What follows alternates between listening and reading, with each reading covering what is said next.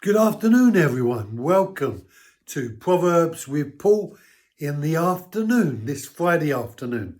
It's been a lovely day, actually, and it hasn't rained, which is fantastic. And hopefully we'll have a great weekend. Proverbs chapter 8, verse 2. On the top of the heights, beside the way where the path meets, she takes her stand. On the top of the heights. And that's the place where you can see the most. And it's the place of evaluation. The place where you can consider all of your options that are available to you. You know, we talk about the concept of pros and cons. And it's at the highest point that we're able to evaluate and consider what options are available to us in the making of a decision. So at the highest point, and at the point of the pinnacle of making that decision. So at the brink of the decision-making process, you speak out accordingly.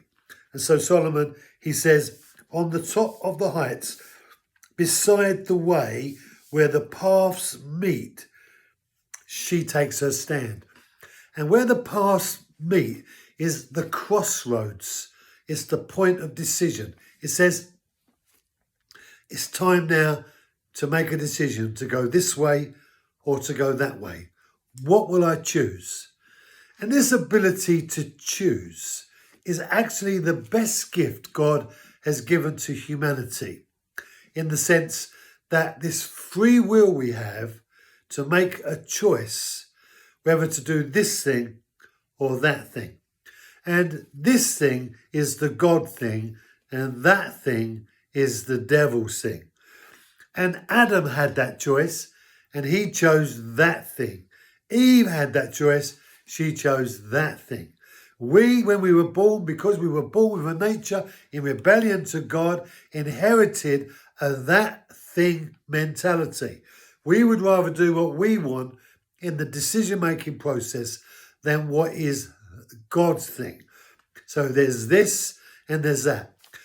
When we learn as Christians to do this thing, we end up living life right before God.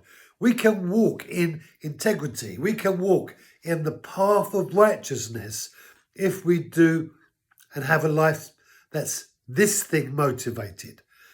When you make a decision, do you incorporate God in the decision-making process? Do you allow yourself to be considerate of what God would think, feel, or say if he was there with you making that decision? Because the reality is, he is there with you making that decision. He's given us his word in order to bring about salvation. And that salvation comes through the revelation of his way. He makes known his ways to Moses. And he wants to make his way known to you as well. So be those who learn to live a life of this way and not that.